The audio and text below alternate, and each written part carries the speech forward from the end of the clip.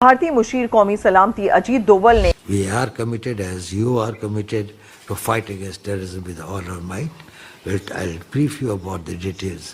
भारतीय कौमी सलामती मुशीर अजीत डोवल का एक बयान आया। अजीत डोवल जो है वो इंटरनेशनल सिक्योरिटी फोरम में मॉस्को के अंदर है। इसमें वो डिस्कशन कर रहे हैं पाकिस्तान के ऊपर। आतंकी आका पाकिस्तान को एनएसए अजीत डोभाल ने एक बार फिर से उसकी औकात याद दिलाई है। विश्व पटल पर पाकिस्तान के कारनामों को एक बार फिर से उजागर किया है और वो कह रहे हैं कि हम कमिटेड हैं टू क्रश टेररिज्म कंप्लीटली। और उसका नाम था बोर्ड ऑफ पीस। अब तो वो बोर्ड ऑफ वॉर बन गया है और मेरे ख्याल में बोर्ड ऑफ पीस जो ईरान की जंग है उसके मलबे तले दफन हो गया। वैसे ये भिखारियों का मुल्क है। हमारा वजीर आजम कहता है मांगता नहीं हूँ मैं, मजबूरी। और वहाँ 30 रुपए किलो आटा है, यहाँ 250 रुपए किलो आटा। पागल है यहाँ हमारे साथ शामिल होंगे? वो तो शामिल ही नहीं होना चाहते हमारे साथ। हम खुद कश्मीर के साथ शामिल होना चाहते हैं, हम खुद इंडिया के साथ शामिल होना चाहते हैं।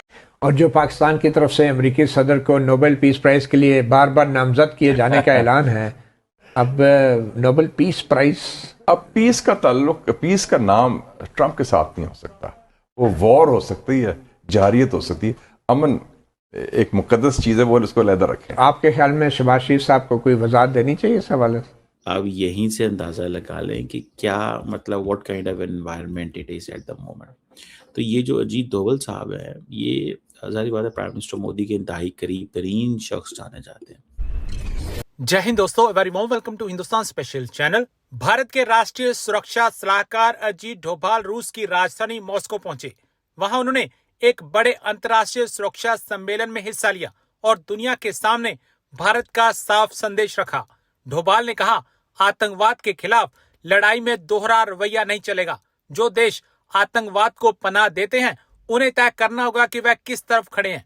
मॉस्को से भारत के एनएसए ने पाकिस्तान को एक बड़ा संदेश दिया है। मॉस्को में एक बड़ा अंतर्राष्ट्रीय सुरक्षा सम्मेलन हुआ। इसका नाम था पहला इंटरनेशनल सिक्योरिटी फोरम और साथ में सुरक्षा मामलों के बड़े अधिकारियों की 14वीं बैठक। इस बैठक की अध्यक्षता रूस के सुरक्षा परिषद के सचिव सरगेई शोइगु ने की। इस सम्मेलन में दुनिया के कई देशों के बड़े सुरक्षा अधिकारी शामिल हुए। भारत की तरफ से एनएसए अजीत डोभाल वहां पहुंचे। डोभाल ने इस सम्मेलन में 3 बड़ी बातें कही और पाकिस्तान को साफ और स्पष्ट संदेश दिया।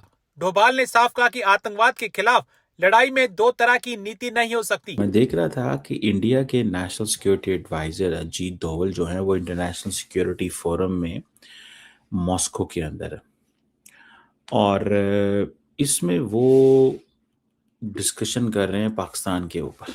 ठीक है जी, कि जनाब विदाउट नेमिंग पाकिस्तान का नाम नहीं ले रहे। ठीक है, और वो कह रहे हैं कि हम कमिटेड हैं to crush terrorism completely. Ajit Doval साहब की बात सुने, मैं इस पर तबसरा करना चाहता हूँ। Where India was attacked, had faced a very gruesome terrorist attack on 22nd April. We lost about 26 innocent people who had gone to a tourist stay, this thing. And we are committed, as you are committed, to fight against terrorism with all our might. I'll brief you about the details in the little letter. The 25th session of the Indo-Russian Intergovernmental Session on Trade, Science, Technology, Culture was a very great success. A lot of new things have come and a lot of things, follow-up actions have got to be taken. So we probably will be talking about that in much greater detail during the course of this thing. But Excellency, here I think you said that the world is passing through a very tumultuous situation. There's some unpredictability, there's some things that are uncertainties. And in an environment like this, our old strategic and privileged partnership has got a very special role. But I would like to hear from you your overall perception of the larger global situation, and probably that will give us a little more clarity. And though we know each other's position, we had been exchanging our thoughts and ideas at various levels from time to time, but still I would like to hear from you. So the point here is कि जनाब इन्होंने ये कहा है कि जनाब हमारे जो पहलगाम पे हमला हुआ, इंडिया रशिया अलाइन है, कमिटेड हैं, क्रश करेंगे टेररिज्म को कम्प्लीटली। दोवल साहब ने जो है वो उन्होंने कहा जी डबल स्टैंडर्ड्स नहीं होने चाहिए। लेकिन सर मार्को रूबियो आपके यहाँ विजिट किया है उन्होंने और वो समिट में आए थे और कहा ये जा रहा है, मैंने बल्कि इंडिया में ही 2-4 लोग या 1-2 लोग जो हैं जो वीडियोस करते हैं उनकी वीडियो देखी और उसमें जी बात ये की गई है कि मार्को रूबियो को अजीत डोवल साहब ने ये कहा है कि अमेरिका डिक्टेट नहीं कराएगा या अमेरिका के साथ अलायंस जरूर है भारत का, लेकिन वो हमें ये डिक्टेट नहीं करा सकते कि हम पाकिस्तान या अफगानिस्तान या किसी भी कंट्री से रिलेशंस किस तरह के रखें। तो सर क्या लग रहा है आपको कि क्या अमेरिका चाहता है हिंदुस्तान, पाकिस्तान या अफगानिस्तान के साथ आपके रिलेशंस बेहतर हो और आप लोग कोई बात सुनने को तैयार नहीं है? आजू साहिबा एक दिल पर हाथ रखकर सोचिएगा कभी, एज अ आवाम के तौर पर, as a non journalist, as a journalist, as a Pakistani, as a human being, आपको सही में लगता है कि मार्को रूबियो ने और डोवल साहब ने जो जो चीजें डिस्कस करी होंगी वो एक्चुअली आपको और हमको कोई बता सकता है? क्या वो वहां प्रेजेंट था? वहां पर वो चाय पिला रहा था कि उसको सब कुछ पता चल रहा था? These are estimates, these are only estimates.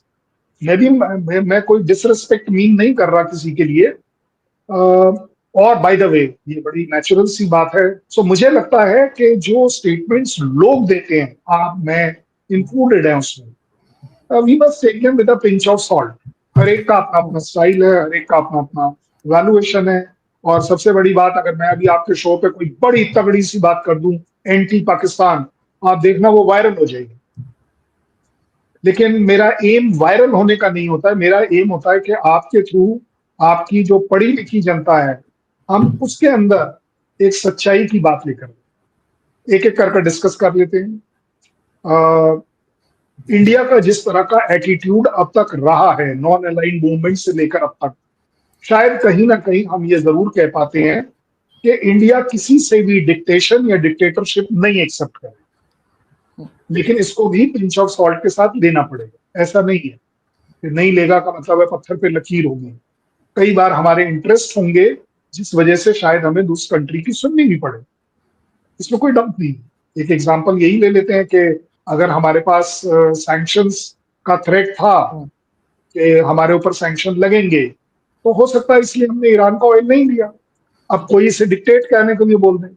आपके यहाँ के कई जो चैनल के लोग हैं वो हमसे पूछ भी लेते हैं कि जी आपके तो वो राहुल गांधी ने कहा है कि जी रशिया से तेल नहीं लेना, तो यूएस बोलते ही आप तेल नहीं लोगे, अब बोला है ले लेना तो आप ले लोगे।